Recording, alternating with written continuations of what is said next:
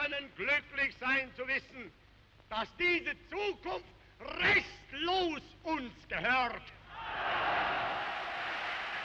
Adolf Hitler had never disguised his belief that the Soviet Union would be his regime's ultimate enemy.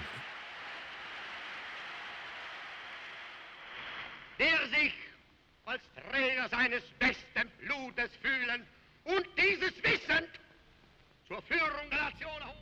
He hated communism and saw the vast open spaces and abundant natural resources of Soviet Russia as the prize which would finally enable the German people to become the master race.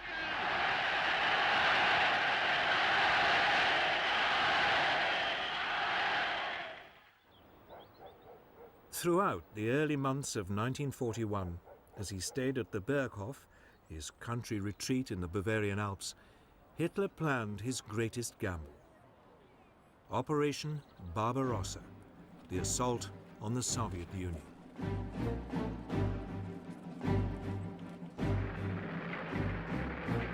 Steadily, his armies were redeployed to the east and re-equipped for what would be their greatest challenge.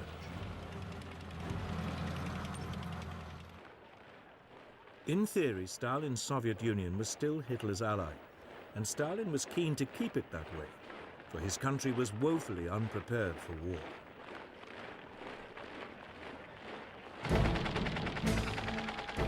The mighty Red Army, once the largest and most technologically advanced in the world, had been devastated by Stalin's purges in the late 1930s. Some 3/4 of its senior officers had been shot or imprisoned. Despite appearances, there had been a catastrophic collapse in morale and efficiency.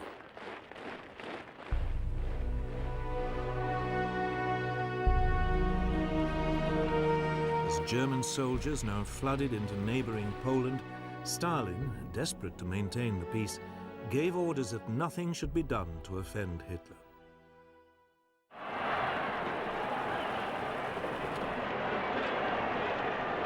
But Hitler had one other task to perform before he could push on to Russia. He needed to secure his southern flank. Romania, Bulgaria, and Hungary were Germany's firm allies. But in March 1941, the Yugoslav government, sympathetic to Germany, was overthrown by pro-British forces. Its next-door neighbor, Greece, was also pro-British.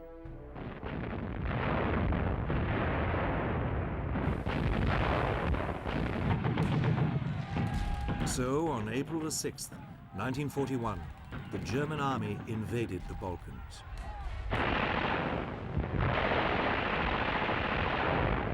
"33 German divisions moved into Yugoslavia.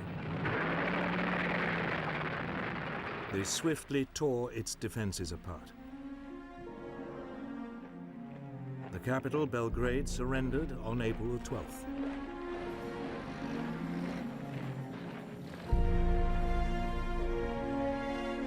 Greece fell almost as quickly. Despite British help, Athens was captured in less than 3 weeks. The way was now clear for Operation Barbarossa.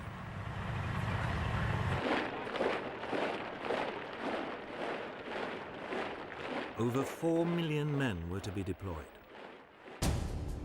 They were supported by more than 3,000 aircraft.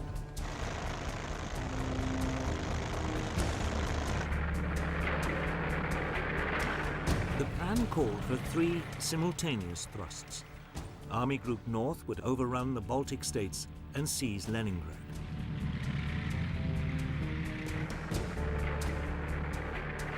Army Group Center was to advance to Moscow.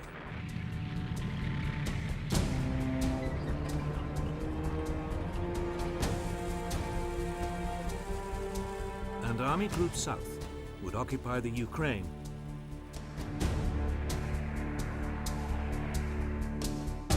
Hitler's generals went silent when he showed them the plan.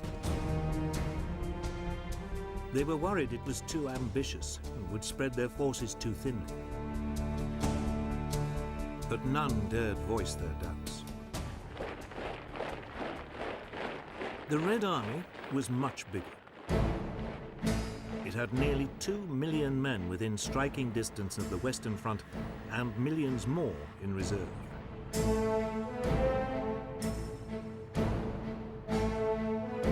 Russians also had more than 20,000 tanks, far outnumbering Germany's 6,000.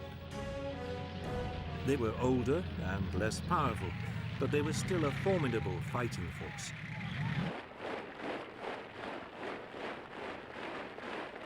The issue for Germany was, could its superior technology and speed overwhelm the Russians before the Red Army's vast numbers ground them down?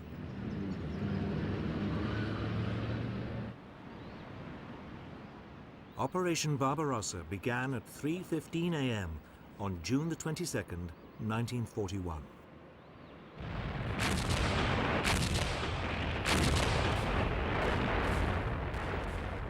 The Luftwaffe joined in at dawn, targeting Soviet airfields.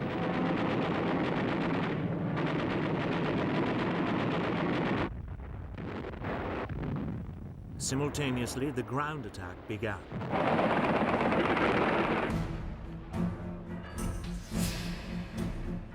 The Germans swiftly crossed the River Bug on the border between Poland and the Soviet Union.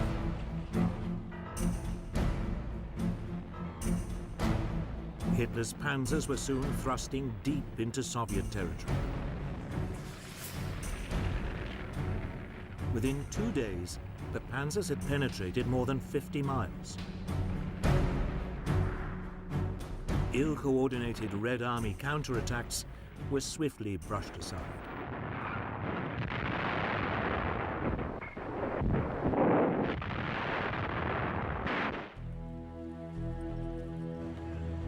Tens of thousands of Soviet prisoners were rounded up. Meanwhile, the Luftwaffe had total domination of the air. The Red Army's leadership seemed paralyzed by the German onrush.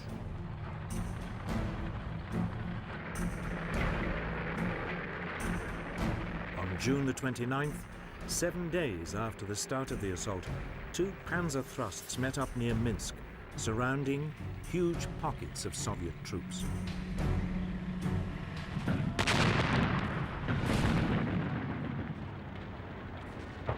As the follow-up infantry arrived, more than 300,000 prisoners were taken.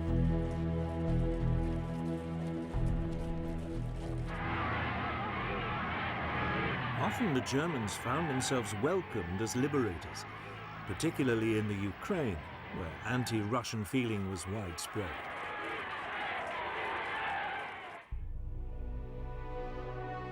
In Moscow, Stalin appeared to have suffered a near breakdown at the news of his betrayal by Hitler.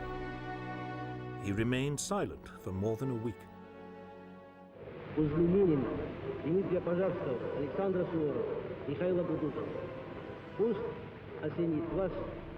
Not until July the 3rd did he appeal to his people's patriotism to save the motherland.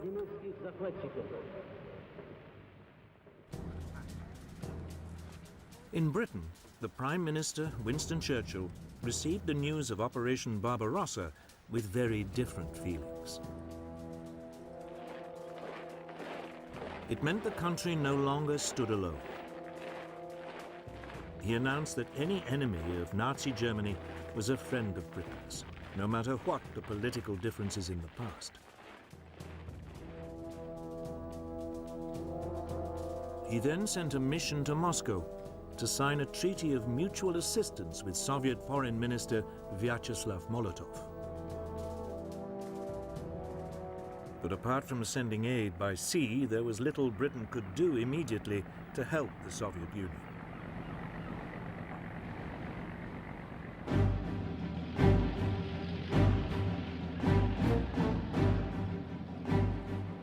As June turned to July, the German blitzkrieg slashed deeper into Soviet territory.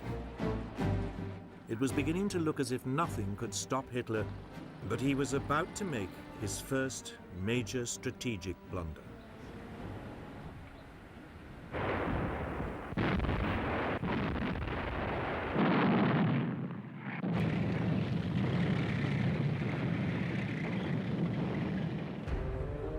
In early July 1941, over 300,000 Red Army troops were surrounded west of Minsk.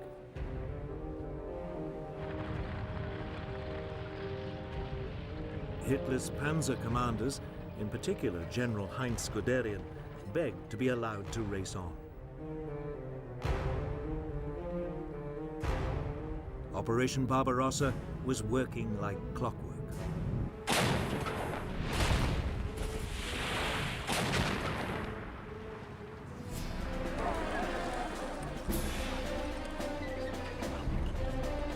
Within a week, the panzers were at Smolensk, deep inside Russia and only a couple of hundred miles from Moscow. On July the 22nd, a panzer pincer movement met to the east of Smolensk, trapping another 310,000 Soviet troops.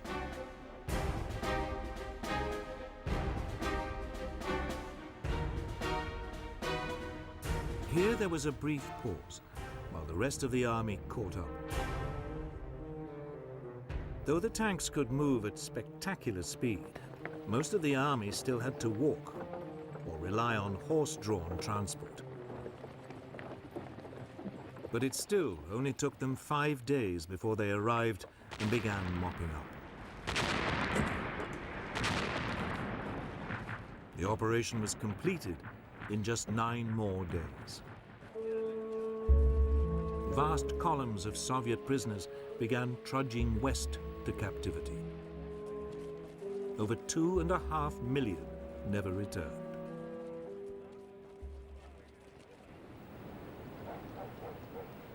Moscow was now only 200 miles away, and the road lay open. It seemed certain it would fall by the end of the summer, as planned.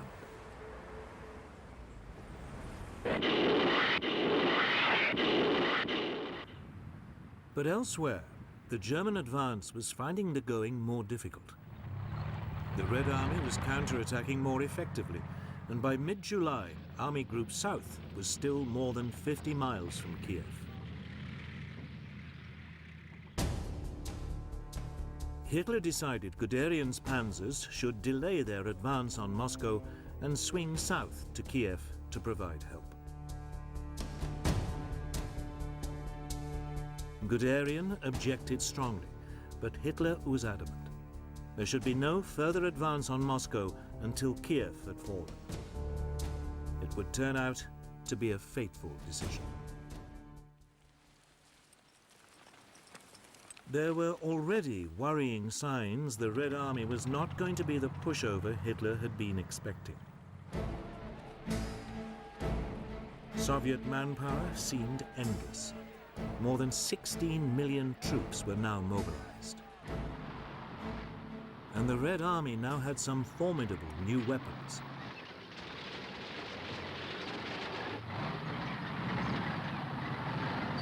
In particular, a new tank, the 37-ton T-34. It had a 76mm gun and was faster and better cross-country than the Panzer Mark IV.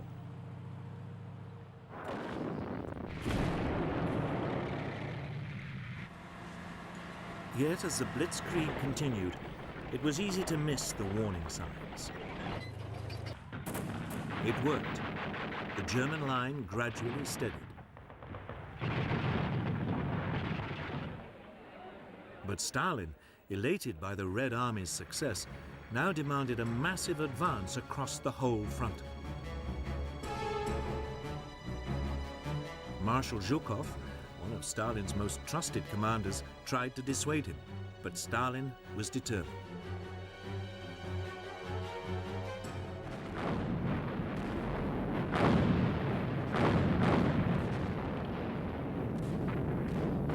For the next 4 months, fighting swirled inconclusively around the German defensive positions.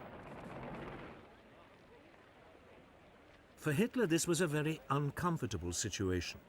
He was used to, and expected, quick results. Now he was dangerously bogged down in the Soviet Union and facing an enemy that never seemed to give up.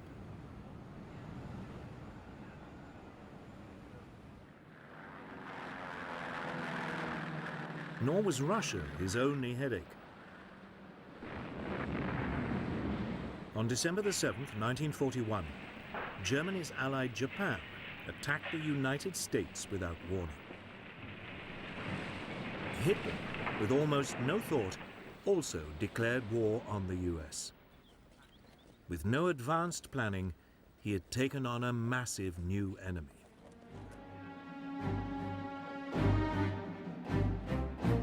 As 1941 became 1942, Hitler remained determined to go on the offensive again in Russia.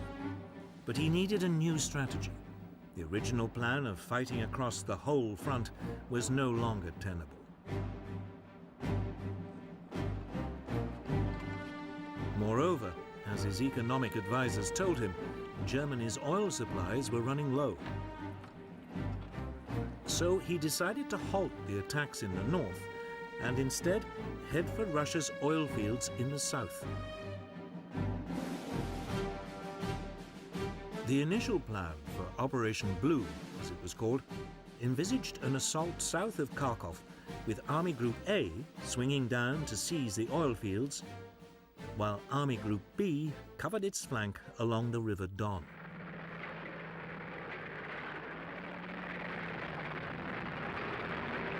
Straight away, there was a brutal encounter with Soviet forces trying to retake Kharkov.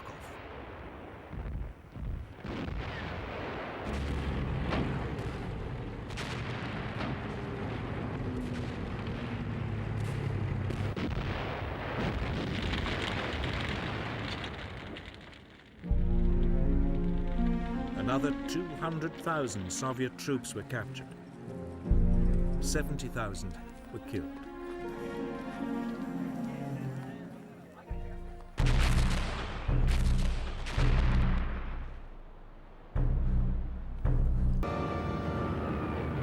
Hitler seemed poised for a famous victory.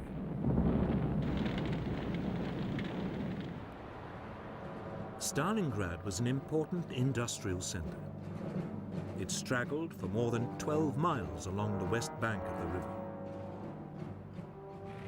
Its factories produced over a quarter of the Soviet Union's tractors and trucks, as well as tanks and guns. The Russian people had turned it into a formidable fortress.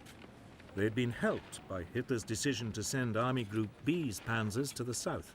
This had given them another 2 weeks to prepare.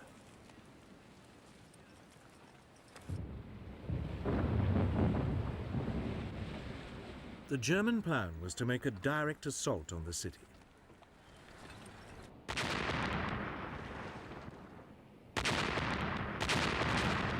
Now began one of the most prolonged and intense battles of World War II.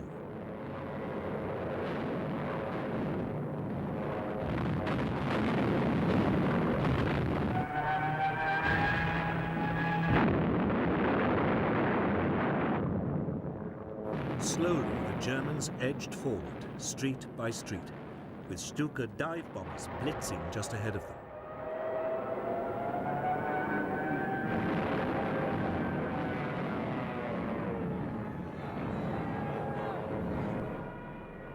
The fighting was savage, house to house, room by room.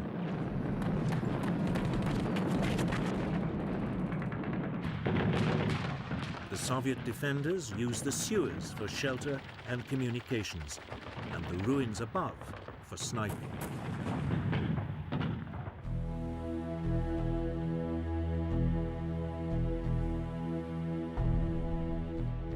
Russian reinforcements had to be brought across the river.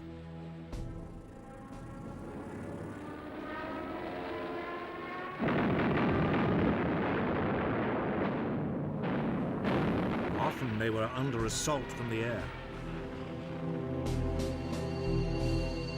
But even so, thousands got through.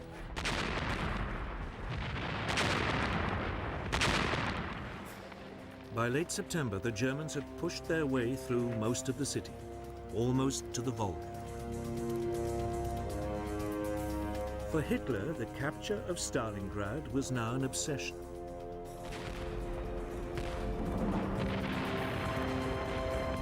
On October the 4th, 1942, General Paulus launched what was meant to be the final assault on Stalingrad. Tanks led the way, grinding over the rubble and firing point blank into courtyards.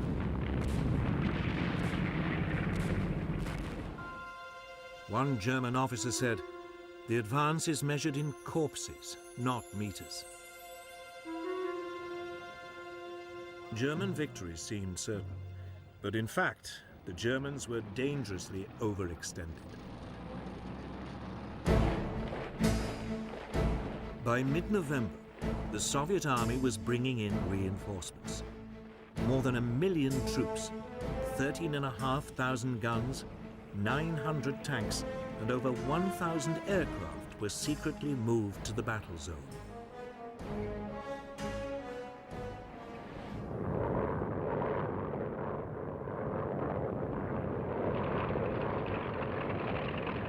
On November the 19th, they attacked the Germans' northern flank.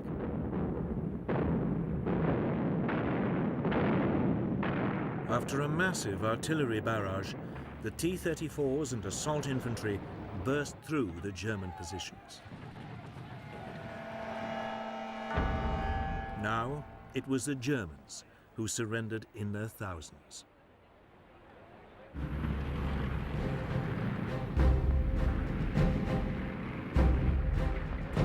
The next day, a Soviet assault in the south was equally successful. And on November the 23rd, these pincer movements met west of Stalingrad, cutting off the German Sixth Army.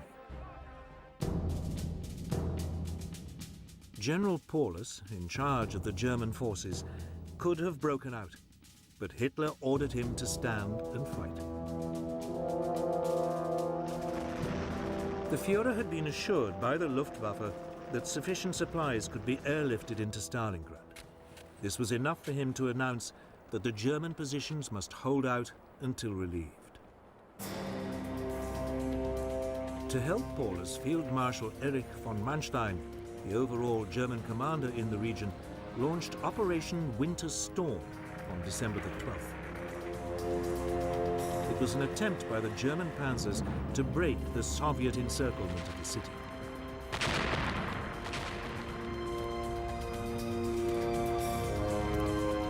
For 2 days it went well, but then Red Army resistance increased.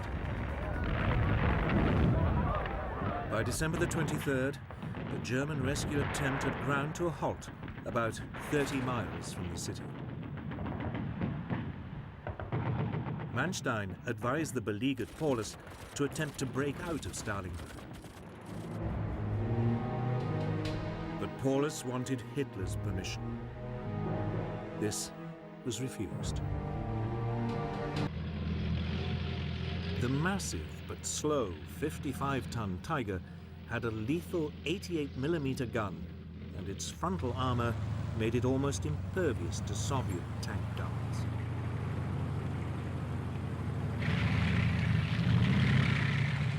And then there was the faster 43-ton Panther with a new 75mm gun, also capable of knocking out the T-34.